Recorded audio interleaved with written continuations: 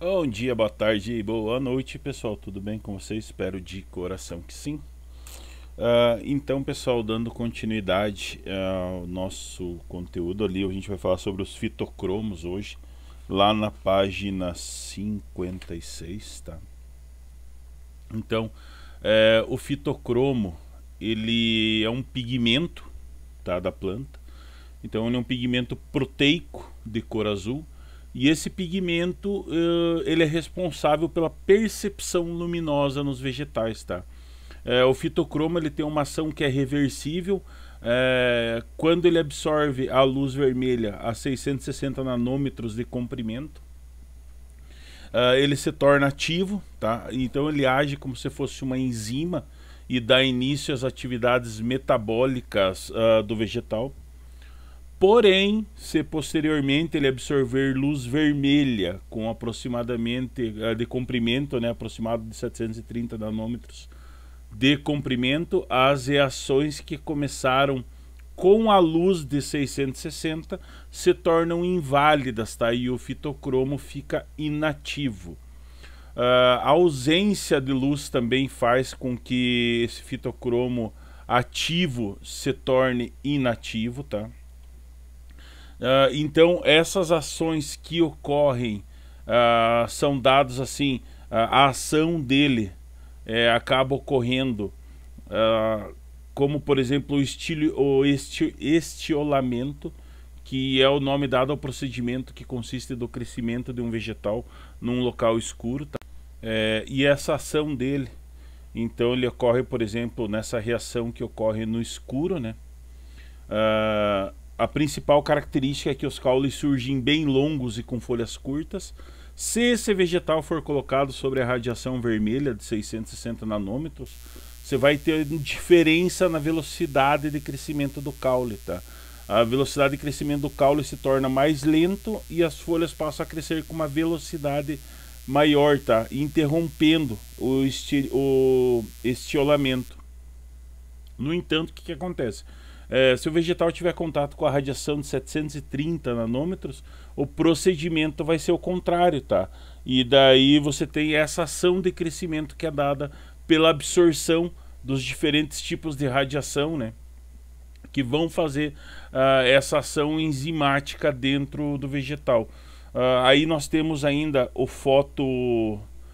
fotoblatismo, né? Que é a germinação das sementes, que é o nome que é dado a esse processo de germinação das sementes sobre a interferência da luz.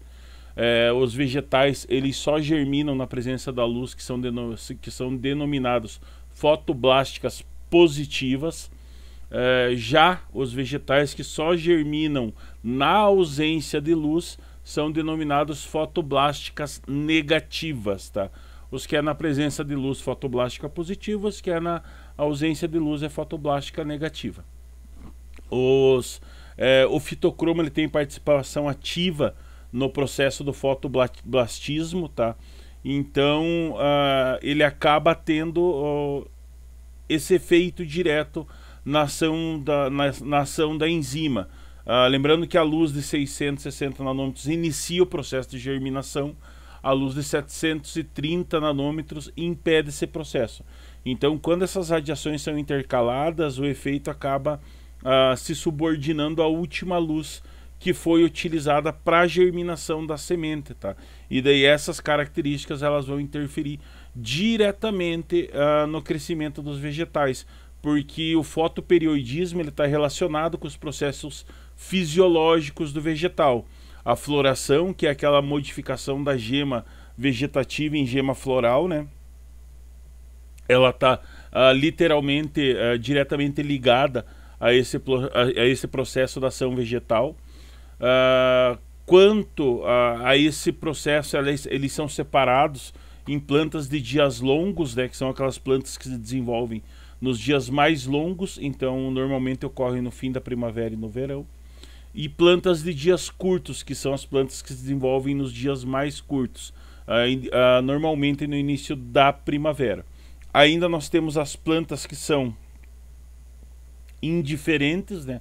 Que são aquelas plantas que não dependem da duração do dia para florescer. então se desenvolve em qualquer época do ano, mas sim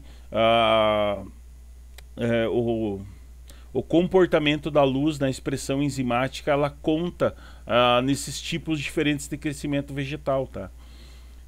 O órgão que é responsável em reconhecer o comprimento do dia e da noite é a folha. A folha produz um hormônio que é chamado florígeno, e ele é transferido para as gemas do vegetal, transformando eles em gemas florais. Os vegetais que possuem maior sensibilidade ao fotoperiodismo, eles necessitam mais da continuidade da noite, né, para eles poderem crescer.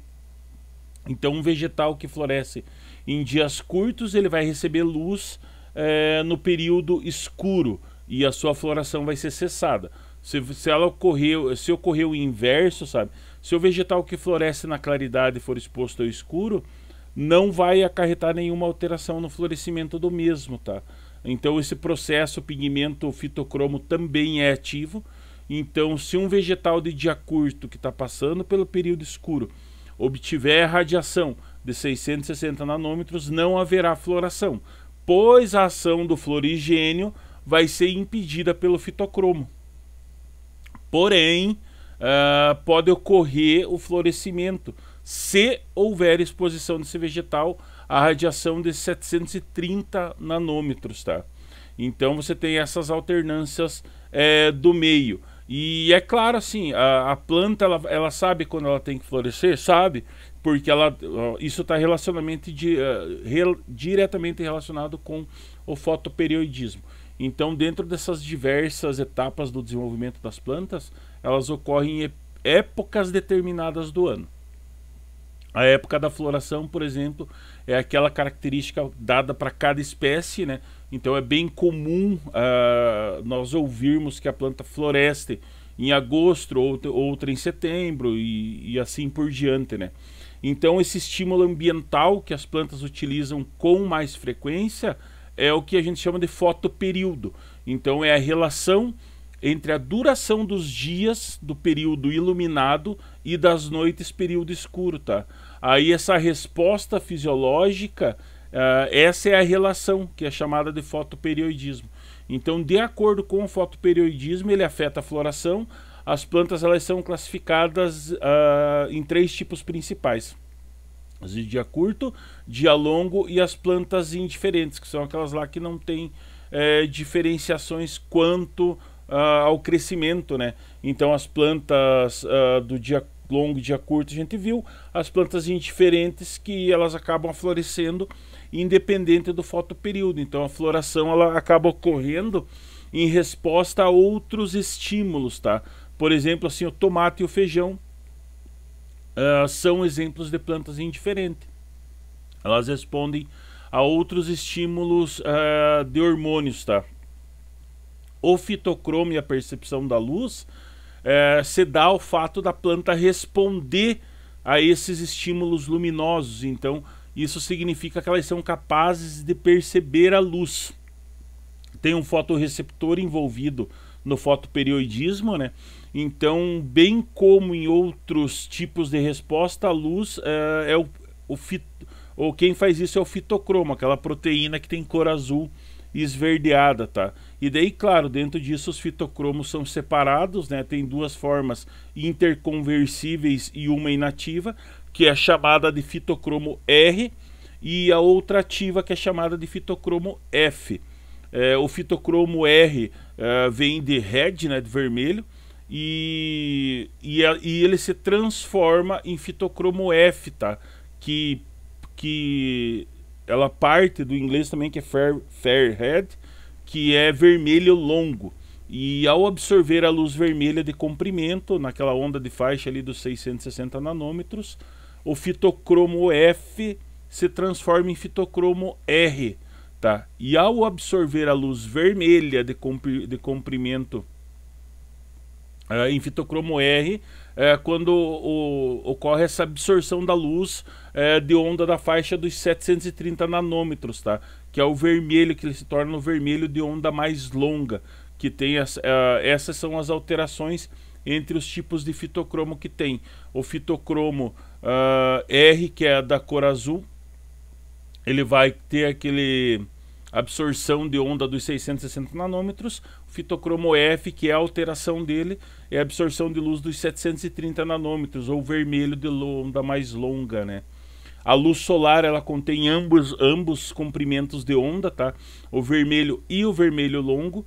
Por isso que durante o dia as plantas apresentam duas formas de fitocromos, a R e a F, com predominância maior do fitocromo F, claro. À noite o fitocromo F ele fica mais instável e ele se converte espontaneamente em fitocromo R. Então isso depende do período de escuridão. Essa conversão ela pode ser total, de modo que a planta ao fim de um longo período de escuridão pode apenas apresentar o fitocromo R, né? Então tem essas alterações quanto aos comprimentos, daí a absorção de luz que ocorre por parte desses vegetais, e daí dentro desse processo de floração que existe por parte dos vegetais, nas plantas de dia curto, o fitocromo F é um inibidor da floração. Plantas de dia curto, elas florescem naquelas estações do ano que as noites são longas, né? Porém, porque durante esse período acaba sendo prolongado de escuridão, né? O fitocromo F vai se converter espontaneamente em fitocromo R e ele vai deixando de inibir essa floração. Então, quando ocorre uma breve exposição de luz de 10 minutos, 15 minutos durante esse período de escuridão, acaba sendo suficiente para impedir que essa planta floresça, né? Impeça a floração dessas plantas de dias curtos, porque você tem essa conversão do fitocromo R e é convertido em fitocromo F. Nas plantas de dia longo, o fitocromo F é indutor de floração. Então, assim, nas plantas de dia longo só floresce se o período de escuridão não for muito prolongado, tá? De modo que não haja essa conversão total de fitocromo F em R.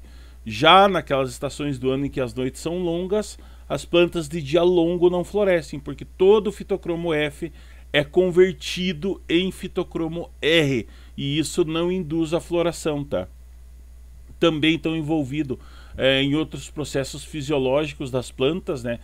Entre eles a germinação da semente. Então, as sementes de diversos tipos diferentes de plantas, elas precisam ser expostas à luz para poder germinar. Isso porque a parte da germinação, ela acaba sendo induzida pelo fitocromo F, que é formado durante esse período de exposição prolongada à luz, tá? Então você tem essas alternâncias que acabam ocorrendo quanto às características das plantas, né? E os crescimentos que ocorrem a partir desse vegetal. Lembrem, pessoal, anotem as dúvidas, tá? Para a gente esclarecer na outra aula. E daí vocês vão fazer os exercícios da página 56, 57, ali do 1 ao 6, tá? E os exercícios, esses aí então, os outros do caderno de atividade eu passo depois para vocês, e daí depois disso a gente já começa a nossa revisão, tá? Beleza, pessoal? Segue o material em anexo e qualquer dúvida, qualquer coisa, anota para a gente esclarecer na aula ao vivo. Grande beijo, até a próxima aula.